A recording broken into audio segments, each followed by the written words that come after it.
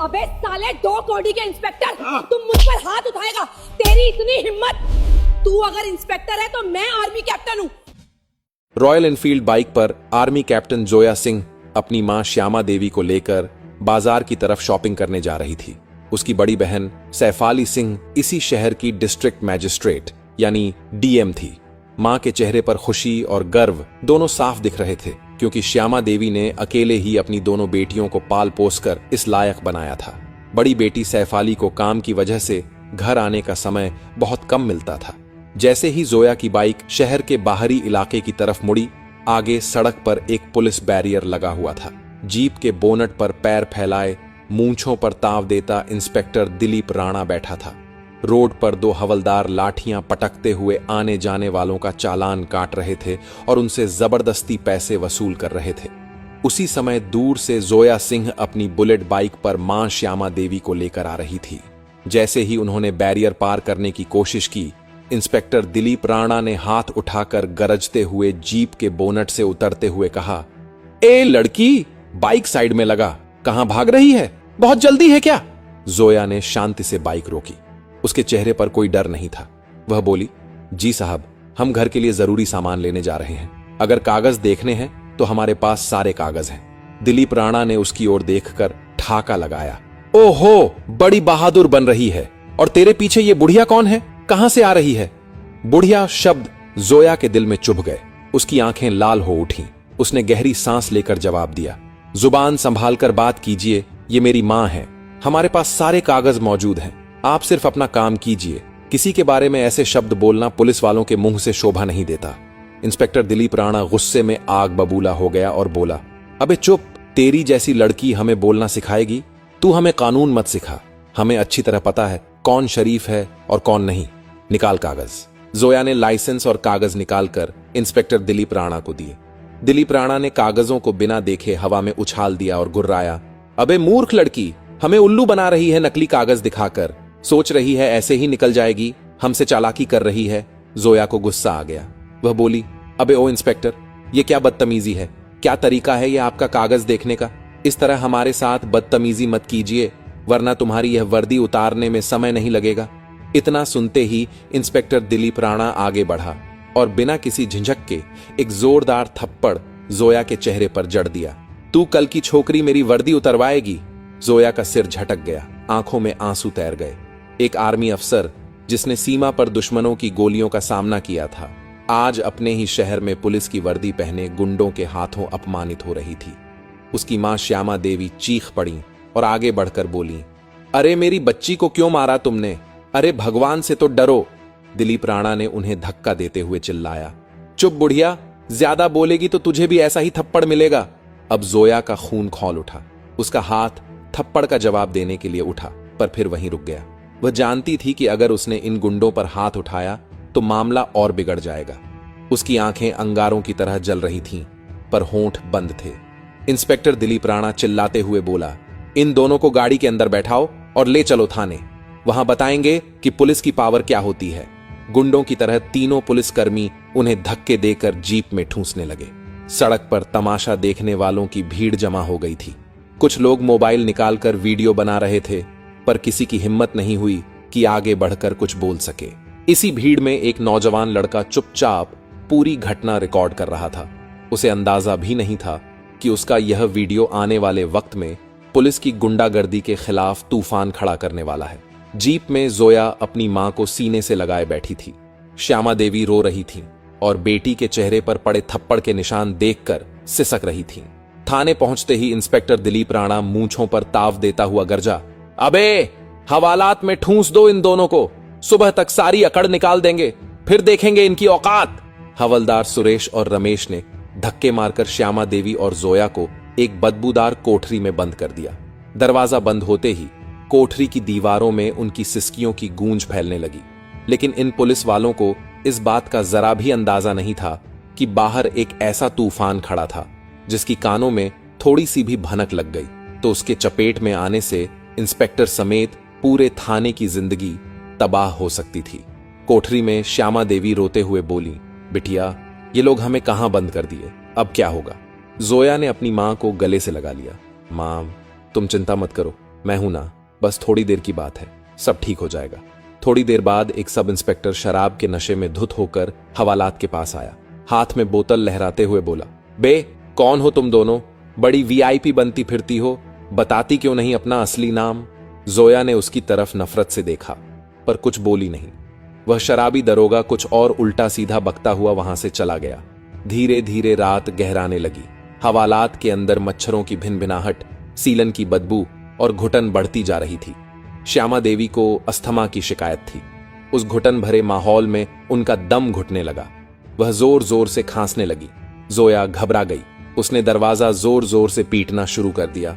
कोई है? दरवाजा खोलो, मेरी मां की तबीयत खराब हो रही है, कृपया किसी डॉक्टर को बुलाइए। उसने कई बार आवाज लगाई, लेकिन उसकी आवाज थाने के शोर में दबकर रह गई। बाहर से एक कांस्टेबल चिल्लाया, अबे चुपचाप पड़ी रह, ड्रामा मत कर, सुबह से पहले कोई दरवाजा नहीं खुलेगा। पूरी रात जोया अपनी मां का सिर गोद में रखे बैठी रही। वह उनकी पीठ सहलाती रही, हिम्मत देती रही। सुबह होते होते उसकी आंखें रोने और बेबसी से लाल हो चुकी थीं। अभी तक जिले के किसी भी बड़े अधिकारी को यह खबर नहीं थी कि एक आर्मी ऑफिसर और जिले की डीएम की मां एक अंधेरी कोठरी में कैद है। उधर डीएम सैफाली सिंह सुबह से अपनी मां और बहन को फोन कर रही थीं, लेकिन दोनों का फोन बंद आ रहा था। उन्होंने अपने ड्राइवर को घर भेजा तो पता चला कि वे सुबह से ही बाहर निकली हैं और लौटी नहीं। सैफाली का दिल किसी अनहोनी की आशंका से बैठने लगा। सोशल मीडिया पर किसी ने वह वीडियो पोस्ट कर दिया।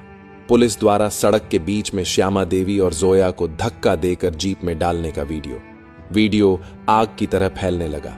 लोग पुलिस के खिलाफ गुस्से से भरे कमेंट कर रहे थे। यही वीडियो व्हाट्सएप ग्रुप्स के जरिए घूमता हुआ डीएम सैफाली सिंह के पास पहुंचा। सैफाली ने फोन हाथ में लिया और वीडियो प्ले किया। जैसे जैसे वीडियो आगे बढ़ा, सैफाली के चेहरे का रंग बदलने लगा।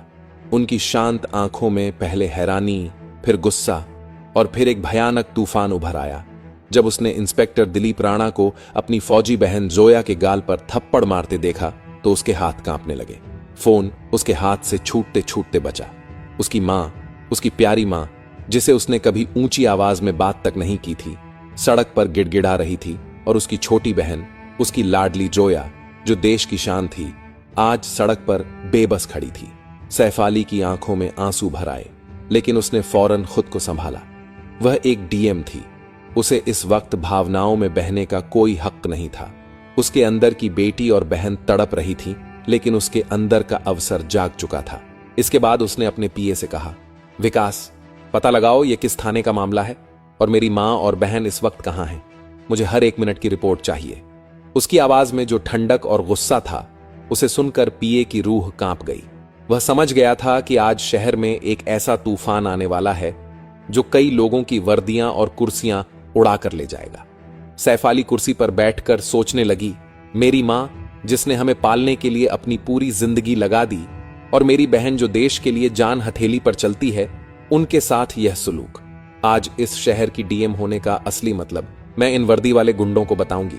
आज इंसाफ होगा और ऐसा होगा कि उनकी आने वाली नस्लें भी याद रखेंगी। थाने के भीतर रात किसी भयानक सपने की तरह गुजरी थी। सुबह की पहली किरण जब हवालात की छोटी सी जाली से छन कर अंदर आई तो वह अपने साथ कोई उम्मीद नहीं बल्कि और ज्यादा बेबसी लेकर आई थी। श्यामा देवी की हालत और बिगड़ चुकी थी। उनका सांस लेना मुश्किल हो रहा था और वे लगभग बेहोश थीं। जोया ने उनका सिर अपने घुटनों पर रखा हुआ था। उसकी आंखें सूजकर लाल हो चुकी थीं।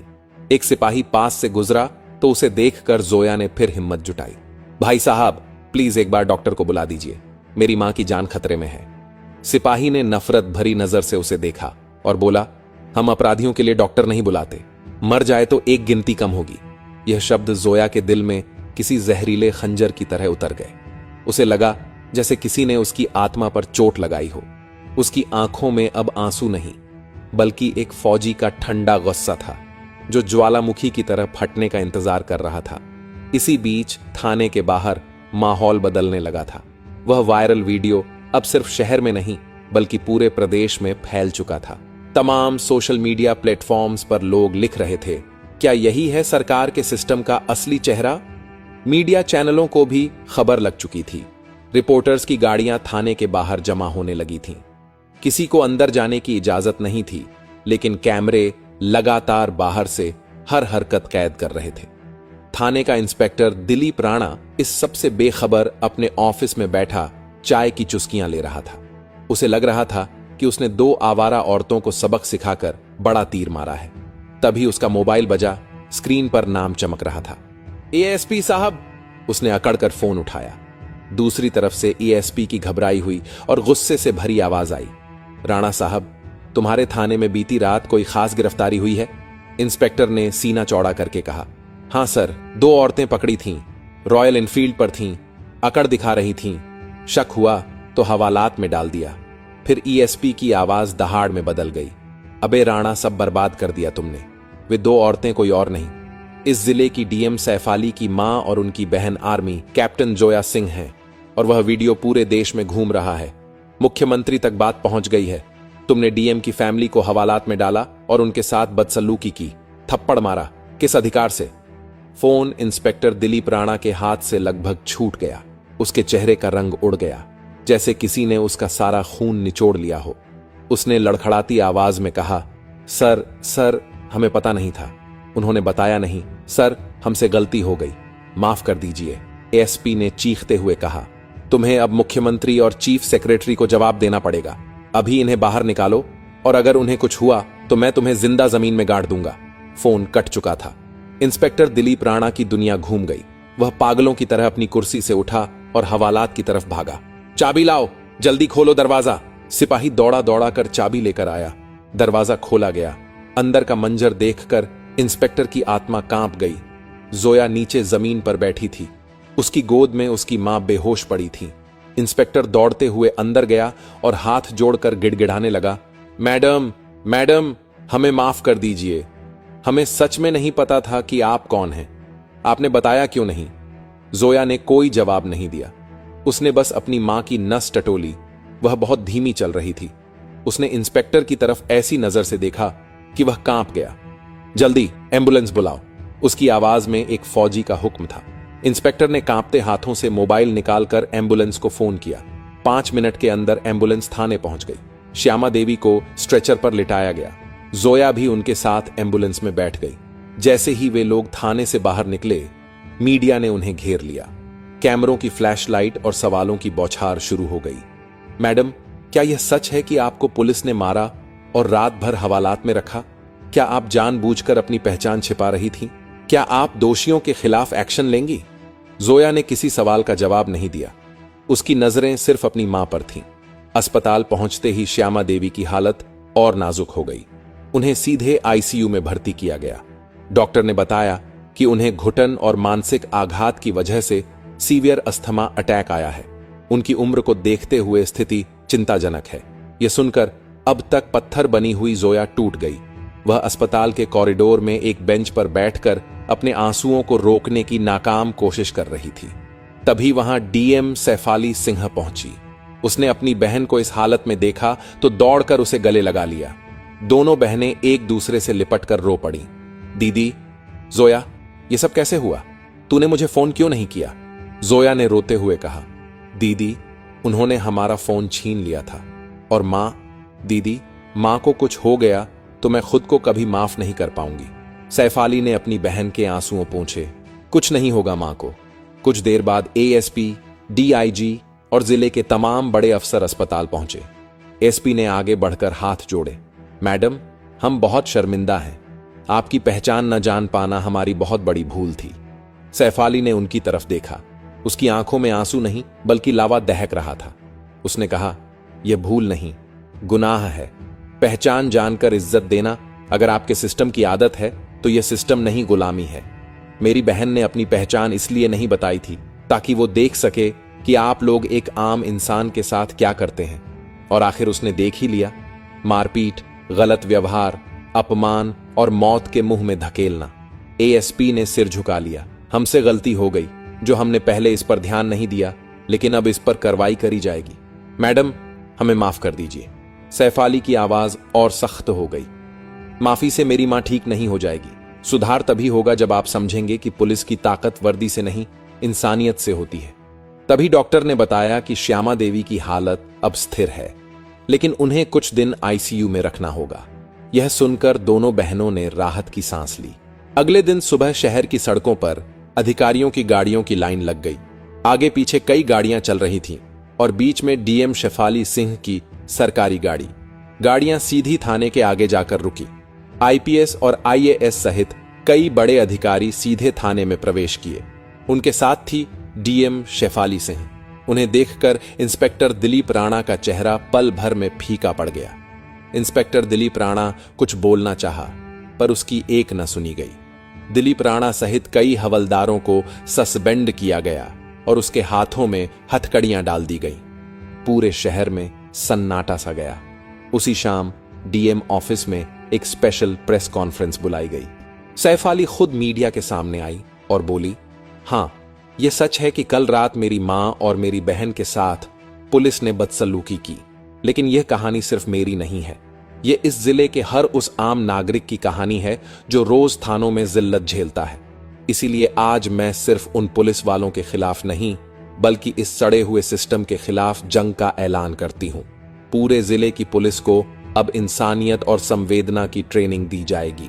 हर थाने का औचक निरीक्षण होगा और जहां भी ऐसी शिकायत मिलेगी सिर्फ सस्पेंशन नहीं, सीधी जेल होगी। पूरे प्रदेश में इसकी गूंज सुनाई देने लगी। अगले दिन से सैफाली ने अपने मिशन की शुरुआत कर दी। वह बिना किसी तामझाम के थानों का दौरा करने लगी। 1 महीने के भीतर जिले की तस्वीर बदलने लगी थी। थानों में अब डर नहीं, बल्कि सम्मान का माहौल था।